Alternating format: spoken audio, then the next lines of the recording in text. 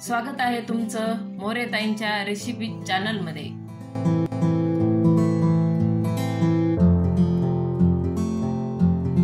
चला तर मग व्हिडिओमध्ये पुढे जाण्याआधी बेल आयकॉन दाबून चॅनलला सबस्क्राइब करा आणि सुरू करा मोरेताईंसोबत आजची ही चवदार रेसिपी बनवायला।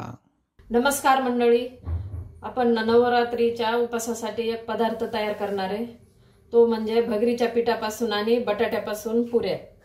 आता आपण साहित्य पाहून घेऊ। हे भगरीचे 2 वाटी मी पीठ घेतलेले, तर याच्यामध्ये राजगिरा पण आहे, थोडा साबुदाणा पण आहे। तर हे दशमीचं पीठ दळलेले ते मी पुऱ्यासाठी वापरणार आहे। हे 2 वाट्या पीठ घेतले, 3 बटाटे घेतलेले उकडून, चवीनुसार मीठ आणि तिखट टाकणार आहे। तिखट पुऱ्या करणार आहे आपण।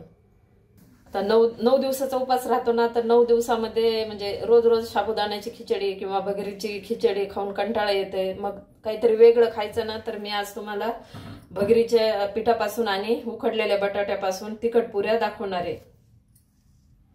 आता हे 3 बटाटे उकडलेले घेतलेले आहेत। आपली ही छोटी खिसणी असते का, त्याने मी खिसून घेणार आहे, कारण यानं खिसलं ना एकसारखं एकदम बारीक व्यवस्थित हे असं खिस तयार होतं, याच्या गुठळ्या होत नाही, काही नाही।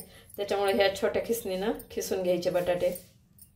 आणि आपण नुसतं हाताने समजा मॅश केले ना, तर ते व्यवस्थित होत नाही, पुऱ्या व्यवस्थित लाटल्या जात नाही, त्याच्यामुळे अशा छोट्या खिसणीनं खिसून घ्यायचं।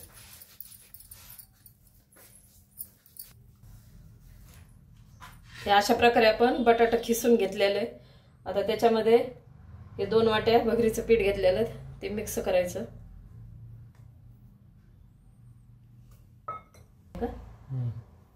आता आपण लाल तिखट टाकून घेऊ, मीठ टाकू चवीनुसार। तुम्हाला हिरवी मिरची आवडत असेल तर हिरवी मिरची पण टाकू शकता। आता आपण याला मिक्स करून घेऊ। आपल्याला याच्यामध्ये पाणी नाही टाकायचं। आता हे बटाट्याच्या खिसमध्ये जेवढं बसेल का तेवढं पीठ, थोडं उरलं तरी उरू शकतं समजा, आता तुमच्या अंदाजानुसार, नाही तर थोडं जास्त बी लागू शकतं।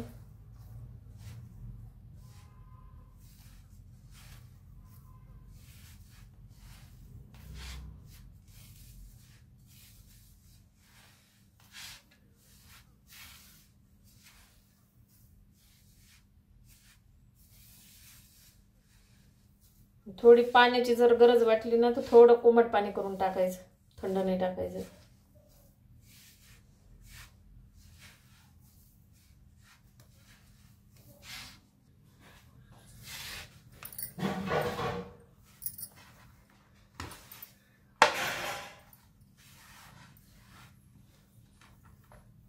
आपण 2 वाट्या पीठ घेतलं होतं ना, तर त्याच्यातलं अर्धी वाटी पीठ राहिलं माझं।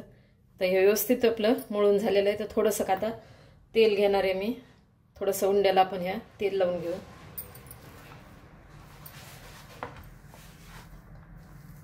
3 बटाट्याला ना 1.5 वाटी पीठ, ही वाटी 3 बटाट्याला 1.5 वाटी भगरीचं पीठ लागलेलं आहे। आणि बटाटे एकदम चांगले असे मऊसूत शिजून घ्यायचे, म्हणजे व्यवस्थित आपलं हे पुऱ्याचा आपला उंडा ना एकदम चांगला तयार होतोय।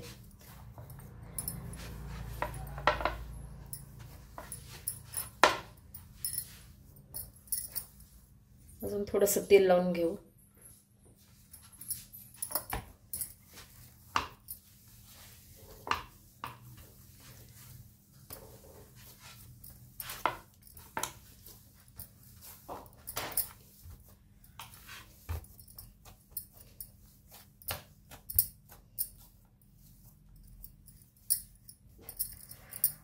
आता हे आपलं भगरीचं आणि बटाट्याचं पीठ व्यवस्थित भिजून झाले, छान झालेले। आता आपण ह्याच्या पुऱ्या करून घेऊ। आता आपण पीठ भिजवणं झालेलं आहे, त्याला भिजवायची काही गरज नाही। तर आपण आता लगेच पुरी तयार घेणार आहे। असा एवढा उंडा घेतला मी। आता आपण पुरीला ह्या लाटून तयार करू। थोडंसं तेलाचा हात लावायचा,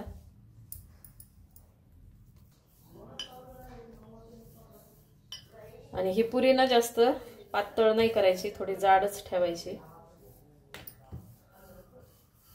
आणि आता हे बटाट्यानं ना असे थोडे चिरडे वडे होतात ना, तर आपण असं काहीतरी काटाचं घ्यायचं, झाकण म्हणा, अशी वाटी म्हणा, त्यांना असं गोल आकार देऊ आपण.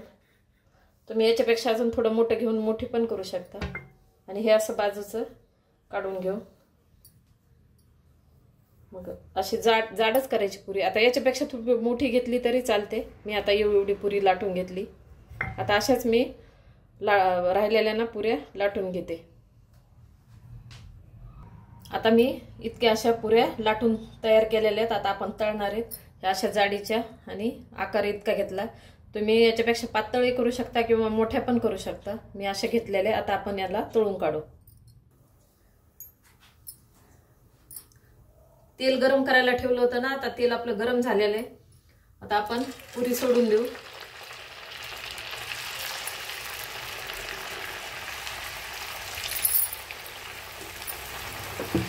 चांगल्या कलर बदलेपर्यंत आपल्याला पुऱ्या तळून घ्यायच्या.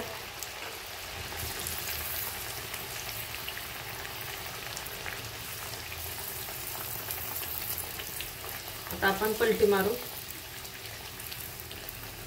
अशा छान होत्यात, टम्म फुगत्यात आणि खायला पण खूप छान लागतात. अशा एकदम चांगल्या कलर आणेपर्यंत आपण तळून घेतलेल्या. आता आपण काढून घेऊ. पुरी आपली तळलेली आता काढून घेते. आणि खुसखुशीत पण होत्या छान.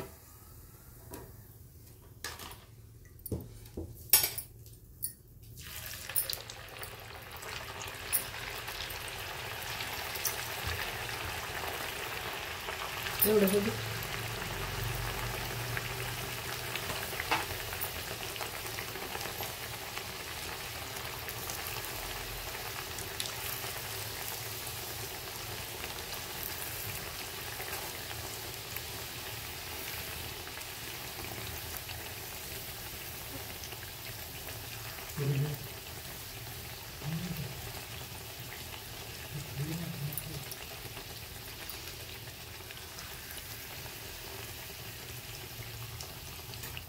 आता आपल्या पुऱ्या छान तळलेल्या. आता राहिलेल्या पुऱ्या मी अशाच तळून घेते. अशा प्रकारे भगरीच्या पिठापासून आणि उकडलेल्या बटाट्यापासून आपल्या तिखट पुऱ्या तयार आहे. एकदा नक्की ट्राय करा आणि कमेंटमध्ये कळवा.